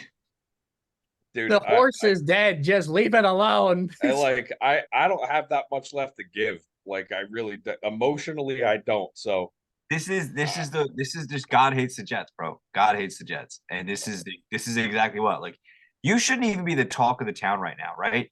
You should just be rolling into next year. But you got the Zach Wilson McDonald's trade meme that came out today. Oh my Beautiful. Lord. Ooh, thank you. Beautiful. Perfect. And all this other Jets, it's just God. And then the survey came out that Robert Saleh is one of the lowest rated coaches in football. It's just yeah, nonstop. yeah, That's just so terrible. So I just pulled this up on Twitter, now known as the X. On the X, there's a report that no teams are interested in trading for Zach Wilson unless the Jets are tying a draft pick along with him. Sauce Gardner he's getting cut. Yeah, he's getting cut. Well, your boy Sauce responds to this tweet or this X, and he tweets out, Zach is a baller, 100. All he need is time to throw the ball, and if for whatever reason he don't have it, he can get it done with his legs. End tweet. I think that's a guy just coming to the defense of a teammate and probably, listen, these guys are friends too, some of these, it's like, what are you going to do? You're going to shit talk your boy? He's defending a teammate. Like, this isn't. That's a good teammate. I respect. I would Sauce. expect Sauce to say that. That's a good teammate response type deal. Nobody fucking believes him. I think he knows nobody believes him. He's just going to say. And you know what? Shout out to Sauce at Buffalo Wild Wings. It's pretty fucking good. Pretty good. Oh God. Pretty Eh, Sauce Gardner is the best cornerback in the NFL, by the way. He's not wrong. I can't really disagree. So, Pete, oh, Pete, Pete, Pete. Let it go. he's gonna say something stupid. No, sure. no, go ahead. No, no, please, please. Let banter. Let's go. Let's go, boy. Let's go. I was ready. I'm ready to bring it tonight. Let's go. Listen, me and you, we're cool. My sword tucked it into my sheath. I don't have I really don't have a response. That was just me making a face to make a face. Sauce Gardner is the best cornerback in the league. We know. So with a sauce at Buffalo Wild Wings. Well, no, you know what, man? All right. So the Jets, all right. Listen, I'm basically going to be looking at this entire offseason with one eye open and, my hands covering my face. And when we get to training camp, I'm sure we'll get some, another freaking scandal and more news about how Robert Saleh is wasting or is inefficient with his time and the players don't think he's efficient with his time. Oh, man. Woody Johnson, you better fucking see what's happening right now. Take notes, do whatever you got to do, and you better hope that Aaron Rodgers by himself can fix a poor coaching staff, because that's what it sounds like I have. It sounds like I have a defensive coordinator and a really, really bad offensive staff all around. That's what it sounds like I have. And you know what? I can't take anything away from Jeff Ulbrich. Jeff Ulbrich can be left alone to coach the defense, and he's going to be left alone to coach the defense this year. So we'll see how he does. So there's a guy who's a potential head coach candidate, by the way, also, if he does a good job. So there are, not to interrupt, but I don't know if this is substantiated or if this is just a rumor, but the 49ers are looking at him for their open defensive coordinator spot. And I don't understand why he would make a lateral move. The only reason why his family is there. He's from the area. And if he wants to be a head coach someday, the path to being a head coach is definitely a whole lot easier on San Francisco. Yeah, just because of the mere fact that you're going to win games. But when you look at when he's done with the defense, I mean, you could give a guy a shot based off of the job that he does. If he's the defensive coordinator and your unit is top 3 like 2 years in a row, I mean, maybe you deserve to get looked at. I don't know. I also don't know how much, what other areas he'd be good at coach at. Head coaches need to be able to do everything, right? So Robert Saleh has proven that he's extremely inefficient on the offensive side of the ball. And I think that's where all this bullshit is coming. Not that it's bullshit. It's obviously, it's got to be true. I think that's where all this stems from when it comes with players saying that he's inefficient with his time and all this kind of stuff. It's because he doesn't know what the he's doing on the offensive side of the ball. I truly believe that. He's a defensive coordinator. Yeah. He doesn't know how to be a head coach. And you know what? That happens a lot. You take something when you take a shot on a young, this Robert Saleh was fucking like the next big thing, like for head coaching candidates when his name was popped in and the Jets were interviewing him. Like he was the guy that was bringing the energy to San Francisco, changing the culture on the defense. Like this is who the Jets thought that they were getting. And they got the exact opposite. I mean, he's a fucking statue on the sideline most of the time. Very rarely do you see him have even a fraction of the energy that he had on San Francisco. Because he's miserable. Yeah, because he looks like Barack Obama after his second term, after he left office. That's what he looks like right now. Now, here's the one thing that I'm going to say, though. So, Aaron Rodgers is a huge X factor. I think we could all agree with that. He is factor. Right. So, this guy, okay, Saleh, you can knock him for all this stuff, and it's all fair. But at the same time, when you look at it, his quarterback room has been asked. all 3 years that he's been a head coach, his quarterback room has been the worst quarterback room in the NFL. How can you win with that? He's actually won 7 games 2 years in a row. There were teams with better quarterback rooms that played worse than the Jets last year overall and had a worse record. So I want to see what this dude does with a quarterback. Maybe only, you know what? Just fucking coach the defense and let Aaron Rodgers coach the offense.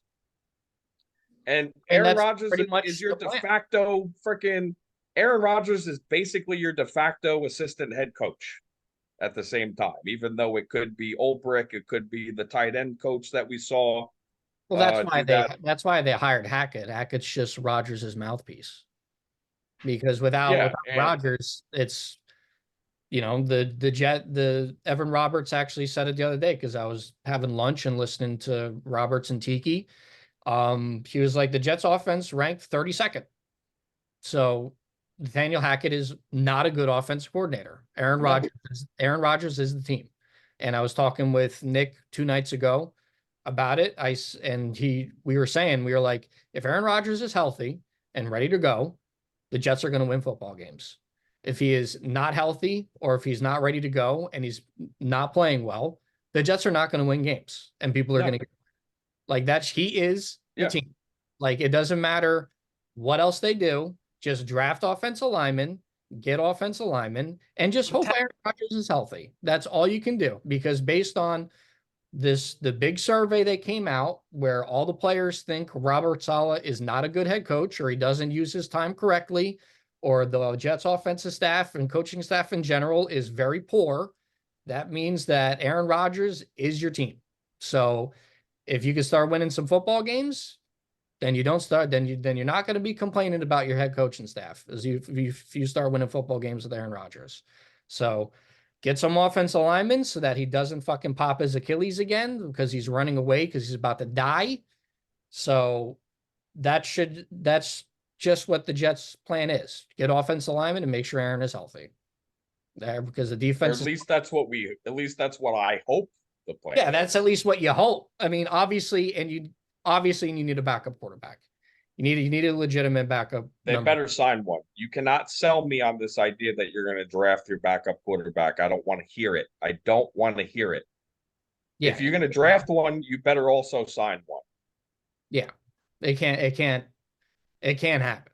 I mean, and Evan Roberts actually answered a really good question from a fan that called in, because we love, Aaron Rodgers loves conspiracies, and we love talking about conspiracies in terms of the Jets and Aaron Rodgers. Apparently, one of the conspiracies that was flying around was the Jets didn't sign a really good backup quarterback because Aaron Rodgers didn't want a really good backup quarterback behind him because he would be afraid that he would take his job. And Evan Roberts was like, I don't think so. And I don't think so either. So I thought that was just really funny, and I wanted to mention it here. You have to be out of your mind if you think Aaron Rodgers is worried about getting beat out. Yeah. I just thought it was so funny that this guy called in and actually said that. There's no way in hell, man. I mean, I don't care who they sign. They could sign anybody. He's going to be Aaron Rodgers' backup. That's just the way it is. Well, you think Aaron off of a freshly repaired Achilles before they shut him down was better than half the quarterbacks in the league? Yeah, I mean, they are basically married to him. So why should he be worried about anything? That doesn't make any sense. He runs the offense. He is the offense. They brought in every piece to complement him and guess what? Dan, you guys are getting Bakhtiari too, by the way. I forgot about that. Which is a mistake.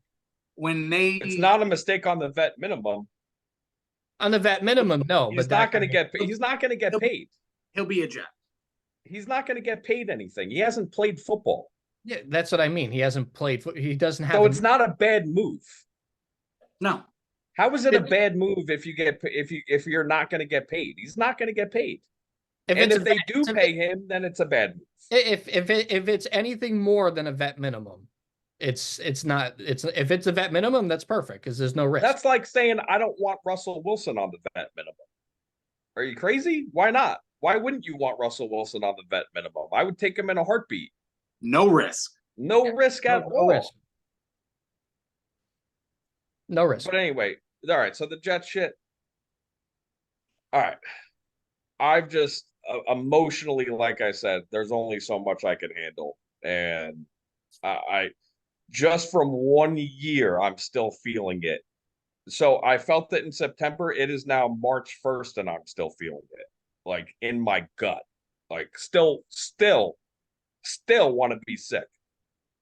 Like, what was it? The other day I was on TikTok and I saw another video of Aaron Rodgers freaking with the flag and all that. And of course, Ray has to pop up with it on the. Oh, dude, that's a meme It's just, forever. It's it's a meme never forever. gonna go away. Never. That's It's never, that's football lore now. it's But never really, gonna go away. a majestic image though of him walking out that fucking tunnel with that flag on September 11th. I still think about that and I'm like, yeah, I'm pissed that it did not. I wanted to see, like, I bought in to Aaron Rodgers as a Jet. I wanted to see what that man was going to do for that. Dude, there wasn't not a Jet fan except for Buffalo fans in the world at that moment. And 3 fucking plays later, Disaster. So I'm still sick. It still makes me sick. I'm sick for you. there was Like it really is just the sickest shit. And then, of course you get all these guys on the internet that are freaking, experts in health and shit like that. Oh, it's fixed. It's all fixed, blah, blah. They're just okay, bro. The same thing happened with Greenlaw in the Super Bowl where you literally see his calf reverberate after his Achilles snaps. I mean, how is that fake? How are we faking these things? Please, somebody explain this. So that whole section of the internet was really weird after that shit happened too. It's like everything is fake. It's all rigged. Blah, blah. Oh my God, man. Like, is everything fake and is everything rigged? So that whole crowd is getting way too obnoxious for me now. And that's whatever. That's a topic for another day. But anyway, yeah, the Jets are still a joke until they're not. And that's how I'm going to end that. fair. I think that's very, very fair. Well, Raymond's here, so let's talk about hockey. Talk about hockey a little bit. The blue shirts. Great. The blue shirts, the first team in hockey to 40 wins post the stadium series. Igor has been pretty damn good. He was 7-0 in 7-0 post the stadium series. But even still, check the name. Oh boy. Can I check it? Oh yeah. Listen, Jonathan Quick's been a phenomenal backup for them this year. He's played some really good hockey. He's bailed him out, man. Listen, the New York times. Rangers would not be at 40 wins without a phenomenal backup. And to parlay this into the entire conversation, Jonathan Quick is on a veteran minimum contract playing goalie for the New York Rangers. And as already said, I want the same deal next year. I just want to be part of this team. Hockey players are fucking built different, man. Right? They're built different. Everything about hockey is different. This dude is out there. Jonathan Quick, a Stanley Cup champion, is playing for $700-something thousand a year to go win a fucking Stanley Cup. That's a dog. That's a dog. Yo. I'll give you a little dog with that one. Okay. Puppy. Give you a little dog with that. He's a puppy. Oh God. Listen, Ray, are you just so beside yourself and just like not only with the Rangers' success, but the fact that the Jets of hockey have shown their true colors finally this year, and they're just a gigantic piece of shit organization too? I mean, listen. Tell the world how you feel. You, my brethren in this podcast, do I hate to see you suffer? Yes. Pete, being a Pittsburgh fan, I hope you rot in hockey misery for the rest of your life, and I hope you find zero happiness in hockey until we're old men, and I stand by that. Dano, you're still a Long Island guy, right? You got New York in it. I ain't mad at your. I wouldn't hate to see it. I wouldn't hate to see it. I want to see you have some sort of joy in your life at one point in your life, some sort of joy. But the rest of y'all, fuck you. This is my moment. This is 1994 feels all over again, and God, do I fucking need it. Inject it right here. You know who says that? A ginger losing his hair would say that. Do you see any red here? No, you can't see anything because it's reflecting off the beautiful.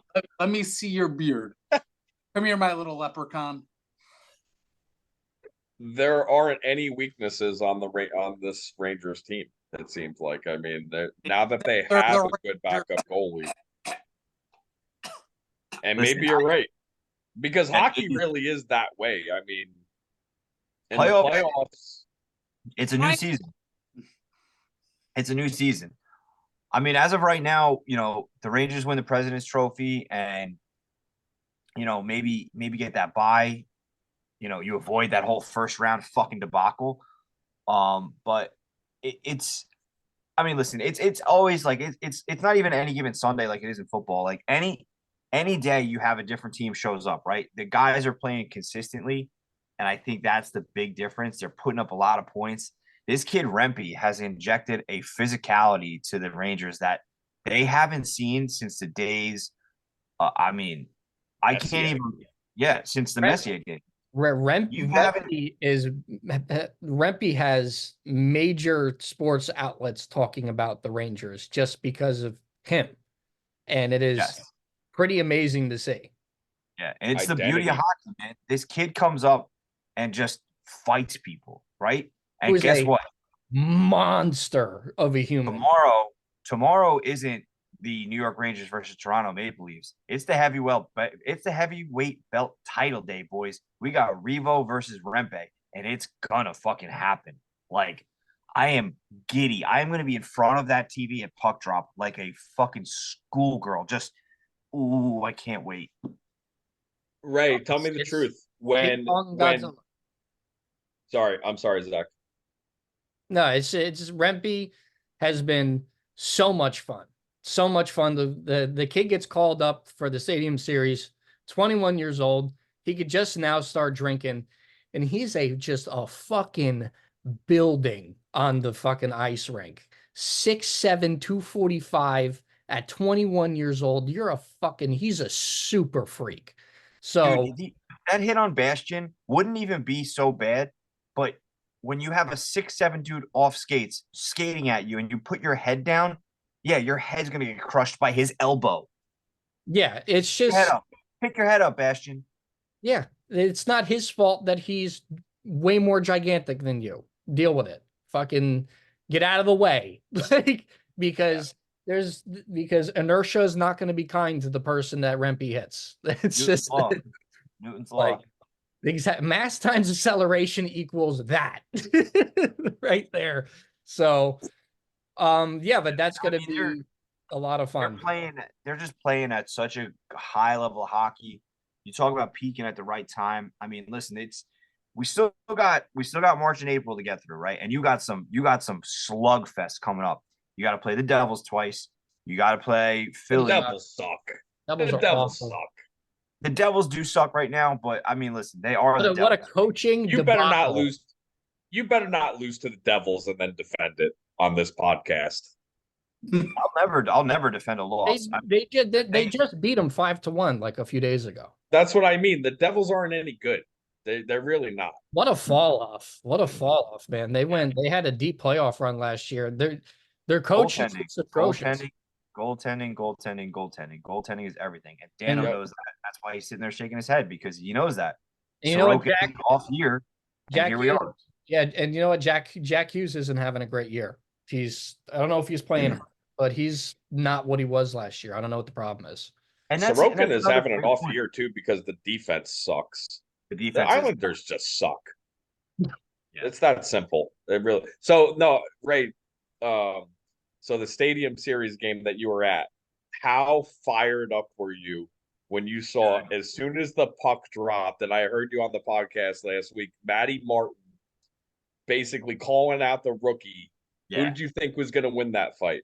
I didn't know because I mean, dude, I didn't know about Rempe until like about 2 hours before puck drop. I was like, who? Who is this kid? Like, he didn't make any noise in the AHL. Like, there was nothing. He wasn't his big name. Like, and then you have a couple injuries. They shuffle it around. Oh, they're calling this big goon up. This Aaron Judge height dude is coming up, and I was like, who? You know, I go out there. I'm watching warm ups, see him take his rookie lap, and I'm like, man, that dude's fucking big. And then you see him and Matty Martin kind of talking it up, chipping it up. I'm like, oh, they're gonna fucking fight. And bro, I can't express how amazing being at that game was in person. Like when we look back when we're old as shit in our recliners, like making fun of each other, like I seriously think that Stadium Series game is gonna be one of my top sports moments of my life, like sports moments of my life, because it was electric, man. It was like fuel in the veins, and oh my god, like Dude, I'll tell you what. people were calling that fight one of the best hockey fights ever. Honestly, it's the best one I've ever seen.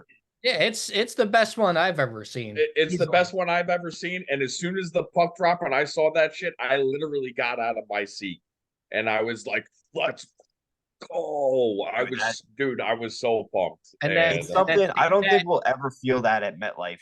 Like you and I and Zacho, I don't think we'll have that feeling at MetLife unless it's a home Super Bowl, which we ain't ever going to see again. And they're never going to let MetLife host a Super Bowl. The fucking stadium's a swamp fest. Ray, I know you've been to Jet games, but have you been to home openers? Yes. Yeah. Okay. I was saying last week, I was at the game with Pac and Dave and a couple other guys when Giants played the Falcons in the playoff run where they went to the Super Bowl. And dude, it didn't even come close. Like it was loud that day. But this was a level of like it was electric. Yeah.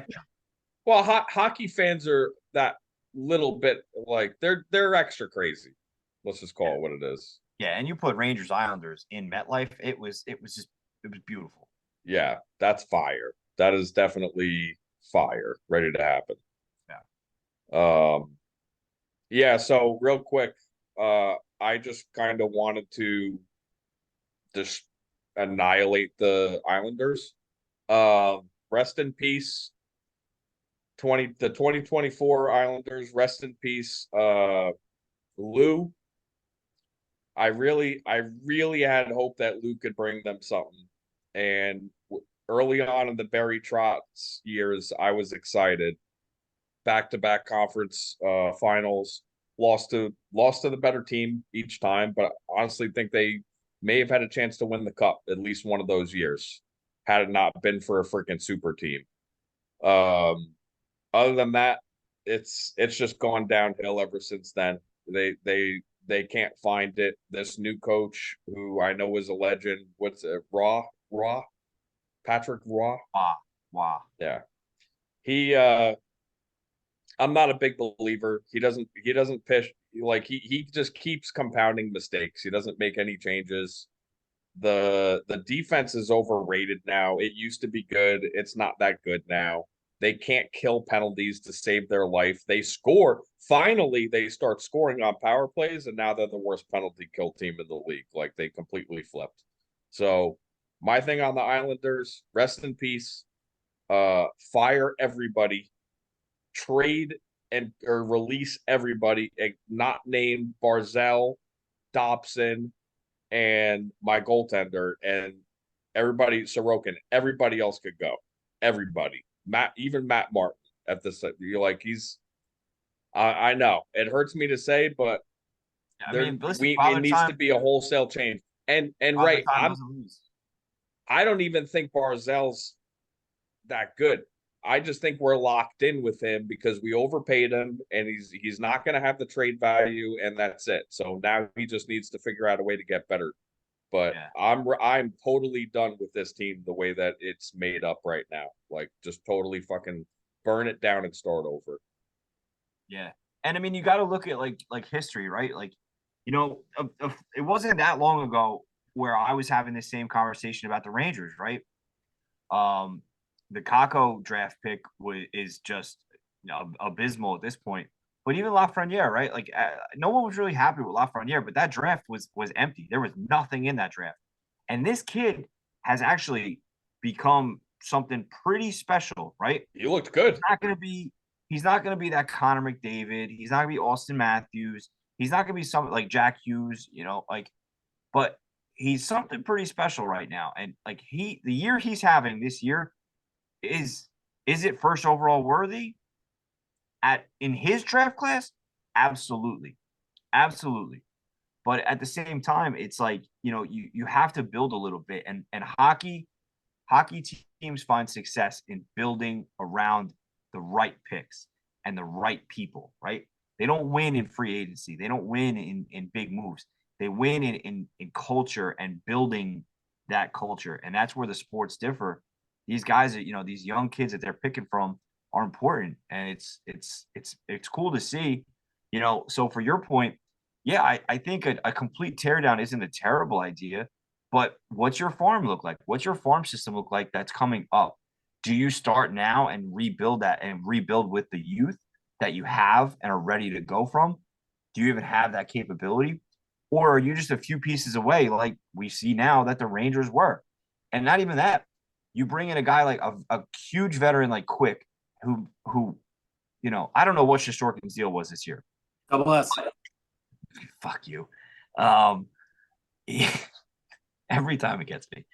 But Quick is now now that they're jiving together. Quick and Shesty are playing at an elite level together. Lafreniere, he's playing awesome. Chris Kreider is one of the most incredible players on planet Earth right now. Am I out of my mind saying that Chris Kreider might have his jersey up in the rafters one day? Nope. We're on the path. No, We're on the path, right? very I much was on the path. shocked when they announced Trouba as captain. I was shocked that it wasn't Kreider. Shocked. Well, maybe it doesn't need to be him. Maybe he just needs to play in his role, and that's good enough. I think that's what it ended up being. I think it ended up being that Kreider is that little bit of a selfish player where he's not captain material, but goddamn, on the ice, he is a wrecking machine. And he's playing at that level. Like every year he plays good, but this year is real quick, in response to your question, do the Islanders have young guns waiting in the system and all that kind of stuff? Here's what I'll say to all that. You traded for Horvat last year thinking that was going to get you over the hump. So what that tells me is you don't have anybody that's really close, and that he was going to be the guy who got them over the hump. I don't see that. I like Paul Mary. They tried that last year with Paul when they traded for Paul Mary. He's a good player, but he's not going to carry your offense or anything special like that. These guys, they're not to that level. And the Islanders have so many deficiencies right now. It's hard to pin it all on one guy. So that's my reasoning for saying, and especially with the coaching. I'm sorry. I get that this guy's a legend, but I don't know. Maybe he needs time. I don't know that enough about, new coaches in hockey and what it takes. Does being a legend make you a good coach? I think in any sport right now we see that it's kind of not the case, right? It's not. No, it's not. So I'm not excited. You don't see Messier and Gretzky and a lot of other freaking legends out there coaching. Yeah, no. Speaking of Gretzky, because we had this little TikTok debate, you and I. How crazy is the two stats between Nolan Ryan and even Gretzky's? Like, I think they're 1A and 1B in greatest of all time in sports. Like they're legend. Like some of their records will never be beat, and that's insane. So for context, I sent Ray and a bunch of you guys a kind of like a mind-blowing stat video on Nolan Ryan and how a lot of his shit isn't going to be touched, and I agree with that. And then Ray kind of touched on the point that if Gretzky had 0 goals in his career, he would still be the all-time leader in points, which is absolutely fucking ridiculous. And like, okay, you know what? Yeah, now you've made me a believer. That's not gonna happen. I mean, is Connor McDavid is McDavid that good? I don't know if he's that good, right? Like, there's no way. The year he's having this year, I also just to touch on Connor McDavid too. Connor McDavid needs to get out of Edmonton because that team is a dumpster fire. How they are not one of the most powerhouse teams in the league. You have 2 of the best players on earth on your team, and you suck. See ya. Bad. Austin Matthews will be a Chicago Blackhawk next year too. Mark my words. Wow. Pete, how you feeling about your Penguins? Ass. That team sucks. Quack. Penguins are my favorite animal.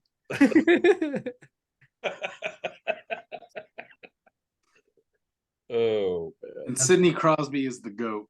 He's Oh, not the GOAT. He's a fucking piece of shit, and he will die a piece of shit. Oh, shut the fuck up. Wait, how many does he even know where he's at right now, or does he have another concussion? No, he probably has the mumps again, bro. No, yeah. he's got more championships than you'll see, so it's fine. That made me so happy. That was Yeah. great. I'm not an athlete. Then your team. Oh. Oh. Mm, Mm. Crosby stinks. Most overrated player in hockey history. Yes. Yeah, so you're right. You know what, Ray? Yeah, the only chance I have at happiness with any of my teams is the Yankees. So Segway. That's where we all find joy collectively. Maybe you three. Well, we try. Yeah, we'll see. There's a lot left to be decided here. It used to be my fallback, and it was a damn good fallback for a long time, right? Yeah, Because baseball has never been my number one. Admittedly, I've always loved baseball. I absolutely love baseball, but it's never been my number one. It's always kind of been like the Yankees have always kind of been my fallback, like feel good during the summer type deal, and then heading into football season, right? Feeling good, yeah, they haven't been that for a long time. So misery. Like I said last week, it's it transitions, right? It gets me to where I need to get. Yep. Yeah, pretty much. Yeah, when the Rangers choke, you can put the pinstripes on.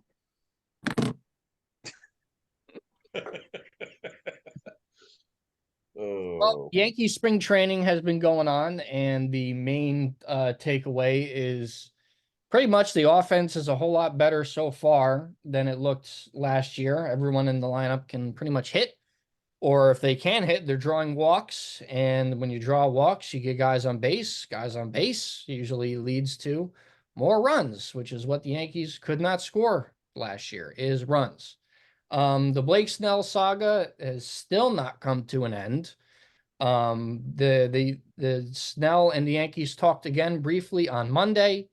It's probably not going to happen because the problem is he wants $30 million. The Yankees will not move above $27 million because if they pay him, no matter what, since they're over the luxury tax, if they pay him, they have to pay double his salary thanks to the Steve Cohen tax.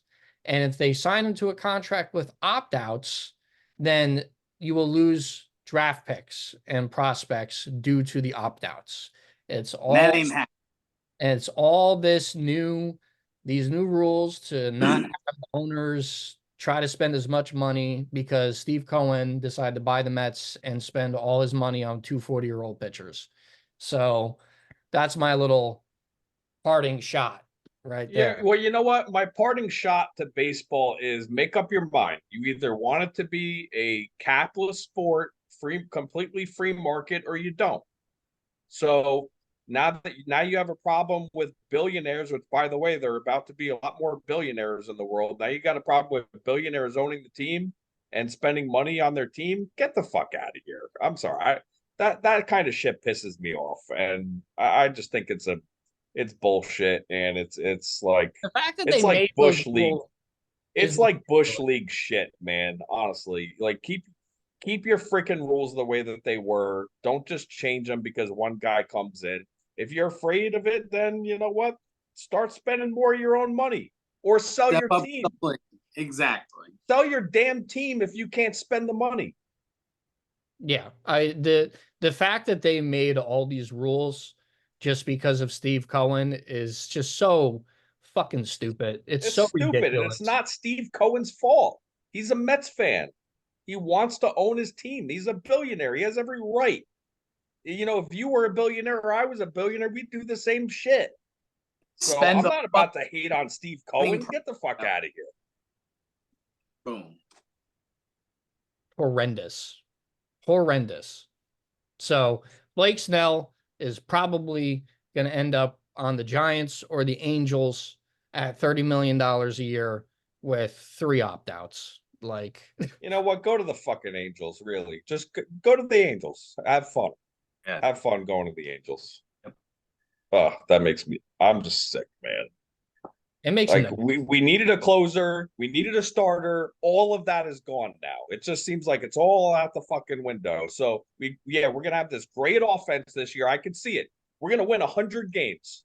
We're gonna win our division. We're gonna have a great offense. So like I said the last time I was on, what are we not gonna be able to do in October? Pitch. Yeah.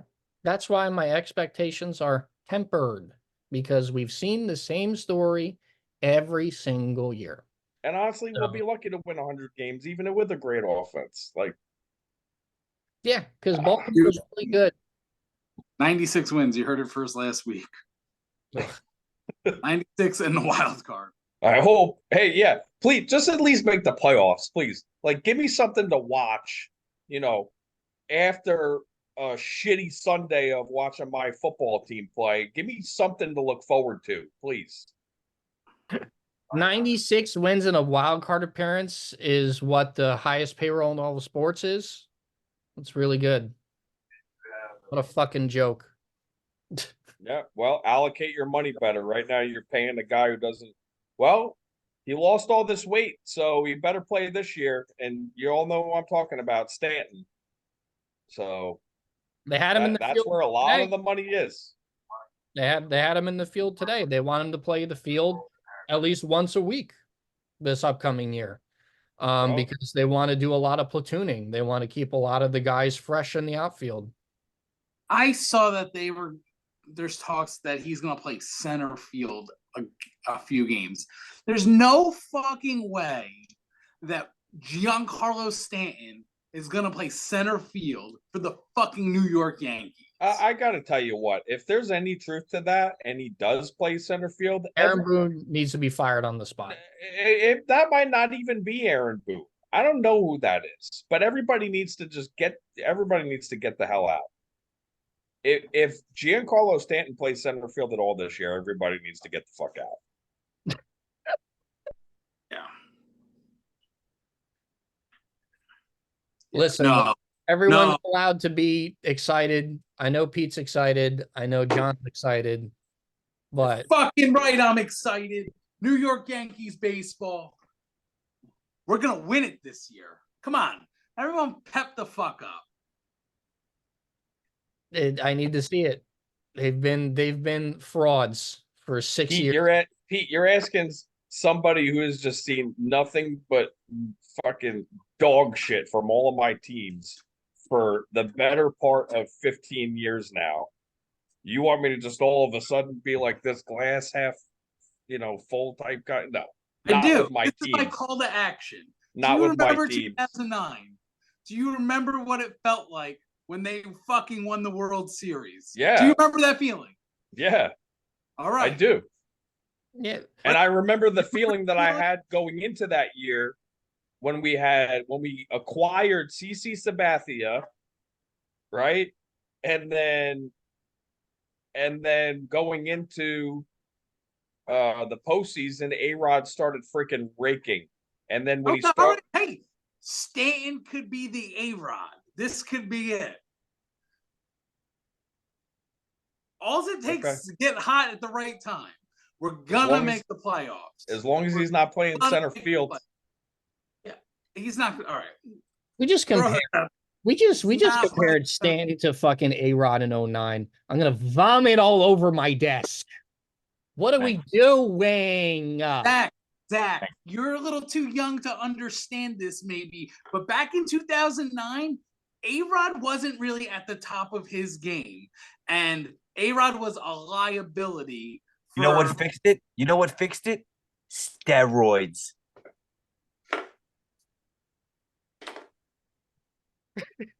Right. You know what? He's not wrong. You know what? You're right, Pete. I'm a little too young to remember them winning in 09 because they haven't done shit since. Because they don't know how to win anymore.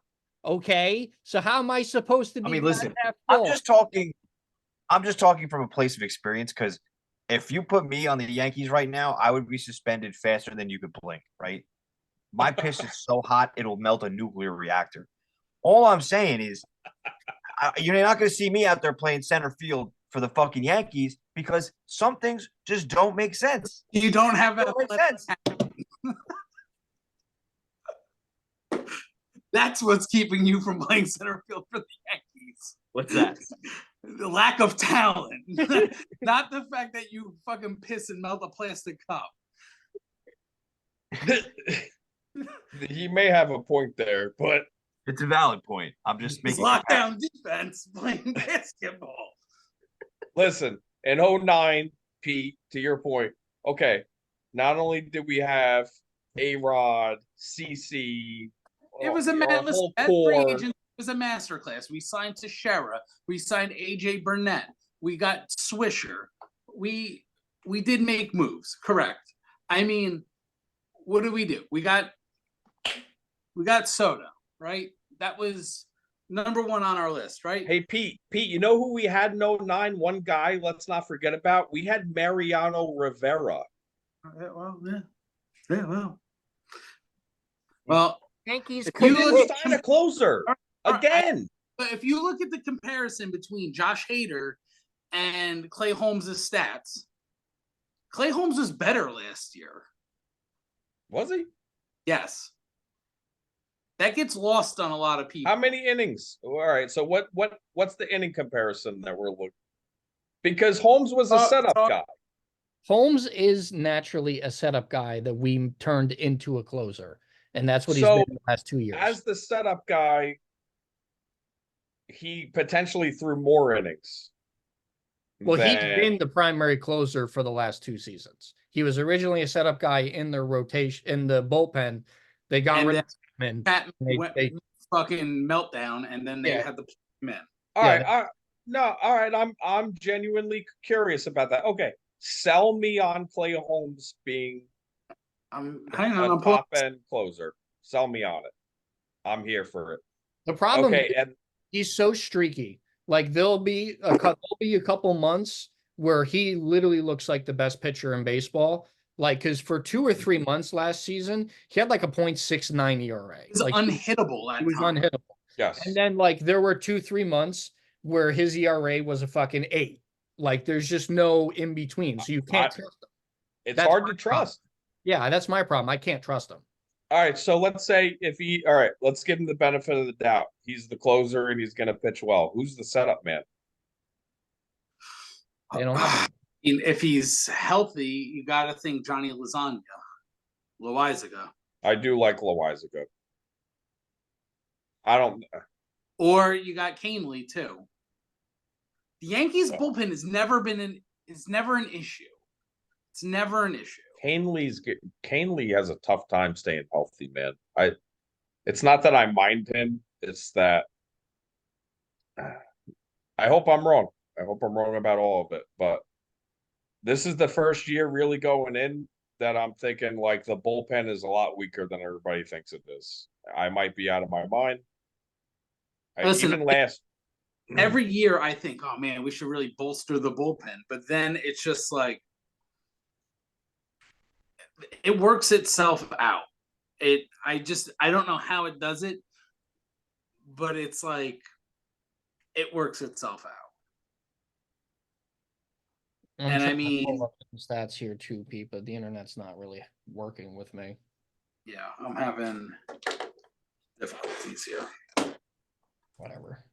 Either way, the difference is Hader is a true closer. Holmes is not a true closer. Holmes has had really good numbers the last 2 years as a closer. It's just he's not consistent because he's not a closer. So We all unanimously wanted Hader, right? Going into the offseason, didn't we? I mean, we all said I'm not gonna want let's- another piece. I want.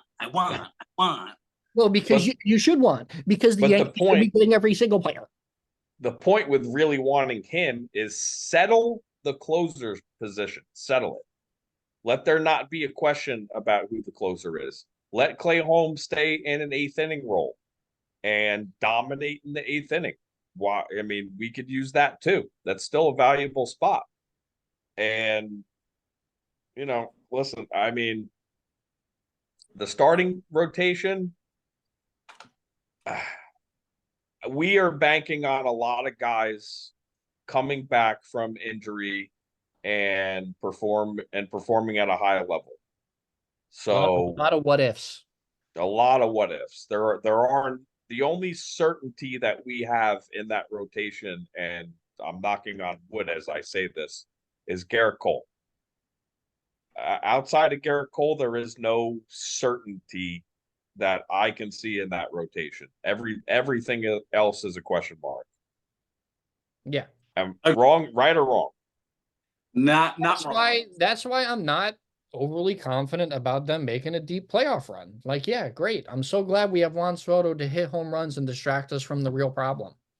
Like, I'm really happy that Giancarlo Stanton lost 30 pounds and maybe he's going to play all year and maybe he's going to have a decent year. Does that mean that we're going to win it all? I mean, I don't know. I don't know, guys. I think that the season can be a lot of fun. The regular season might be a lot of fun. I'll say that. Sure, absolutely. Going to be a lot of fun. Yeah, of course. You got Soto and Judge going back to back, both going to hit 50 home runs in a season. Like, that's going to be fun to watch. I'm here for it. And then I can't wait for Soto to sign with the Phillies because Hal Steinbrenner says we have Jason Dominguez and Spencer Jones in the pipeline. So why should we pay Soto? And he's not going to sign with the Phillies. He would sign with the Mets.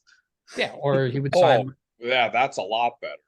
Yeah, that would make us feel really good about it. But anyway, any other points that we want to talk about real quick? Because I'm probably gonna wrap it up here if we got nothing else really to talk about. We kind of covered a lot today, so I'm excited to preview the draft, and we should do a free agency preview too. yeah, at some we point. could definitely do. Well, let me see when legal tampering actually starts. I think it starts next week. It's maybe a week and a half, but we're getting close. We're getting close. March 13th, 4 p.m. So definitely pay attention to our free agency and draft previews, because Yeah, we'll do a free agency preview first, probably next week, and then we'll do a draft preview as we get closer to said draft. But with that being said, we're gonna wrap it up here. This was an excellent one. We covered a lot of hockey stuff, talked a lot about football, because the NFL never sleeps. So welcome back, Anna. We missed you. Well, welcome back, Dan. I made sure that we did the podcast on a day that he was available because there was just so much stuff going on inside Jets world that I had to have Dan on the show. We're going to try to work out something similar next week too, because I am on spring break, so I don't have to worry about class or anything like that. So we'll work something out as well to make sure Dan is on next week's as well. So with that being said, I'll see you guys later. Hoorah! Peace.